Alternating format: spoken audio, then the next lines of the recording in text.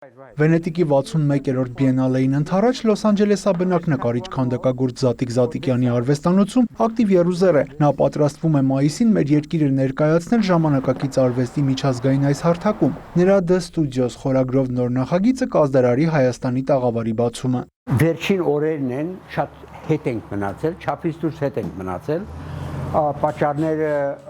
երկար են իհարկե, ինչ որ տեսնում ես մեծ կաղապարները բանը որ սարքվեց ու այս աշխատանքները այս երկու շաբաթվա մեջ եղան ու հլա դեռ պիտի լինեն։ Հայ քանդակագործի կողքին է աշխարհահռչակ ամերիկահայ արտ դիլեր Թոնի Շաֆրազը։ Նրա աջակցությամբ է Զատիկ Զատիկյանը գնում գլխավոր մրցանակի հետևից։ Նոր մի բան ենք սկսում Իշ նորից նորից որ Շաֆրազին քոչ անում, այսինքն բան անում։ Ոնց որ ասում եմ ես ասում եմ դու ասում եմ բանն ես բոքսերն ես, ես ասում եմ I'm your coach, I'm որ ճիշտ արվի մտնենք այդտեղ որ առյուծը հաղթենք։ Զատիկյանը որդու հետ աշխատում է օր ու գիշեր, նշում է ժամանակ չկա հանգստանալու, պետք է հասցնեն նմուշները Վենետիկ ուղարկել։ Գունեղ գիպսեգործերը պատրաստում, սպասում են չորանա, ապա համադրում իրար հետ։ Նոր տեխնիկա են կիրառում, ոչ թե գունավորում են պատրաստի կաղապարը, այլ ներկխառնում են գիպսին։ Նույն այս տեսակ գործեր պիտի ծնվեն Վենետիկի մեջ։ Պիտի շարունակվի սա սկսեցինք Լոս Անջելեսում, պիտի շարունակենք նույն մոտեցմամբ, նույն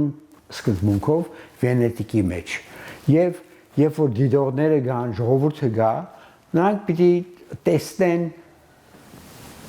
թե ոնց են այս գործերը ստեղծվում, ոնց է ներկը խառնվում, ներկը ոնց է խառնվում գիպսի հետ, ոնց է ֆորմաներ, կաղապարներ պատրաստվում։ This thing, okay?